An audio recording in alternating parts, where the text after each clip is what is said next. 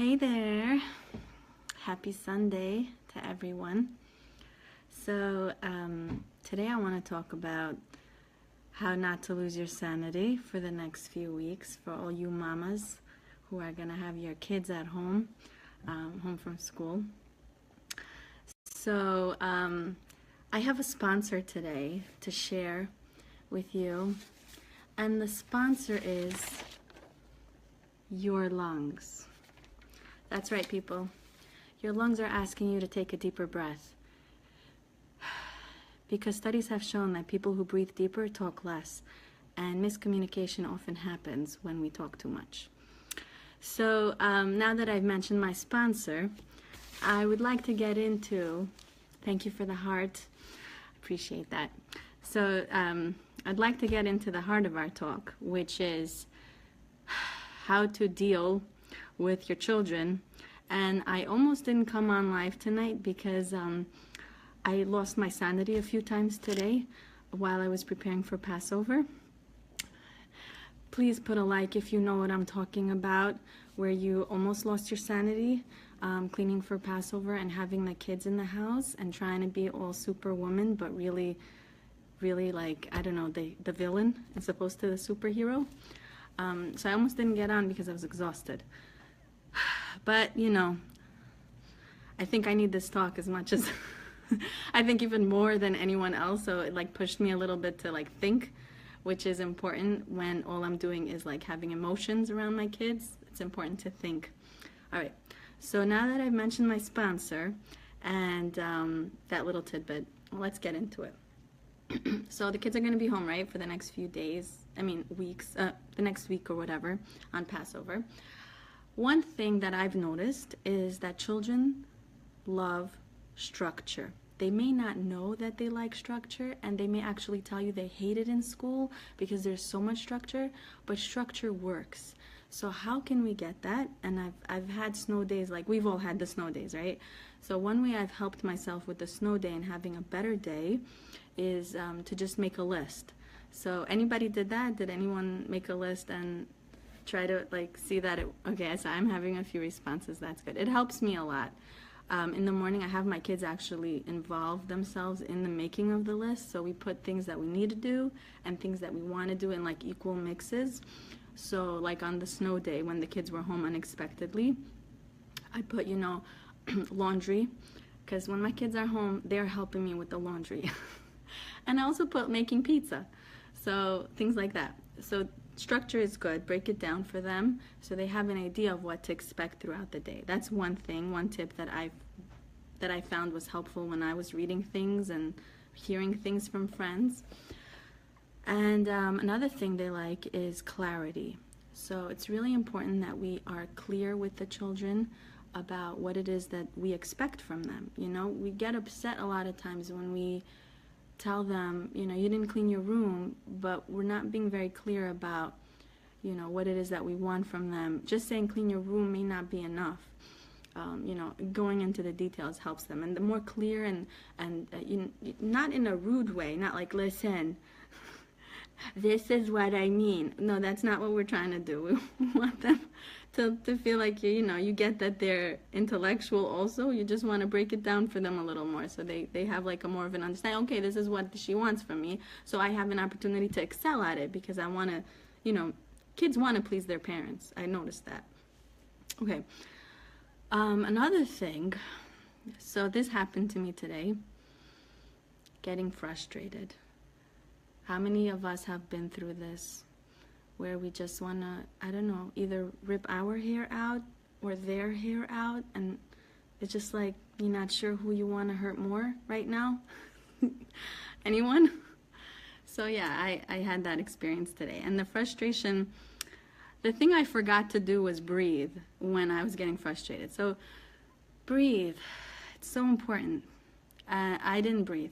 And my 7-year-old was reminding me, Mom, breathe.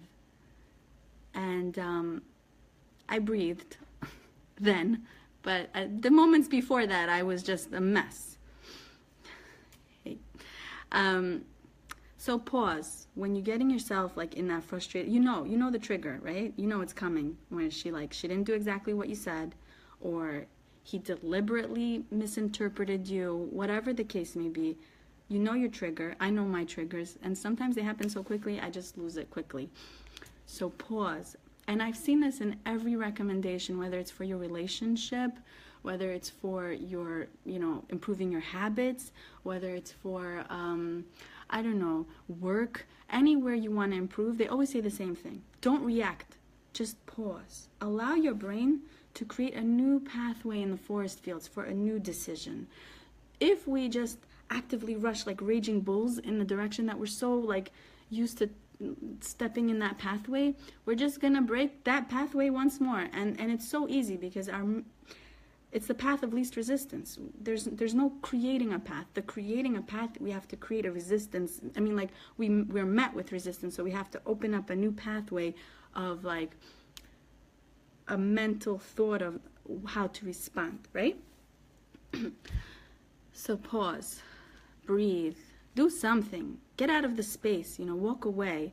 Because when you walk away, you're able to recapture a lot of your thinking. When we're in the moment, it's just very hard to do that. And wrong communication develops, right? Like we start yelling and we start being angry, and they don't hear what we said, but they remember how we made them feel, right? How many of us have been there where I don't remember what he said, but I remember how he made me feel. I don't remember what my boss said, but I remember how she made me feel, whether it was good or bad or ugly or beautiful. So a lot of our communication is nonverbals. Important to remember that. I'm telling you, I'm remembering this for myself because I screwed up today in so many ways. But I'm growing and I'm learning, and I'm okay with that. I acknowledge, and I'm trying to recreate a path. It says in the Bible somewhere, a righteous person falls down 7 times and he gets back up again. So it's not how many times you fall, it's that you get back up again. That to me is a mantra. I say it. It's not how many times I fall, it's how many times I try. And each time I try, I'm getting stronger, right? When a person is in the boxing ring, each time he gets a little bit better at it. And same thing with us. It's not supposed to happen, and we beat ourselves up about it so much that we forget we're human, and we're stressed. We are going through a lot. So this is my next tip. Because we're so stressed, because we have so many responsibilities, we do so much, let's remember during this holiday season to take a little time for ourselves, whatever that may be. Nobody has to know if you want to take a little extra time for yourself. Make it your thing. Do something for yourself. And,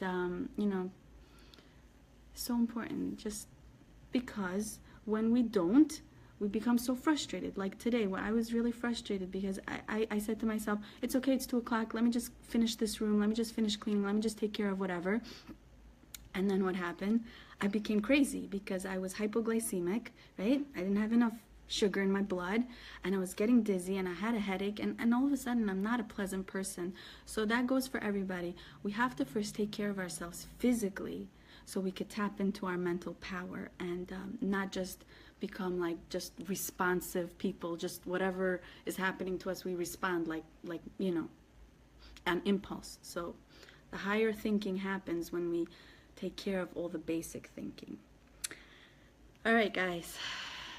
I want to bring you back to my sponsor, who is your lungs. And again, don't forget to breathe.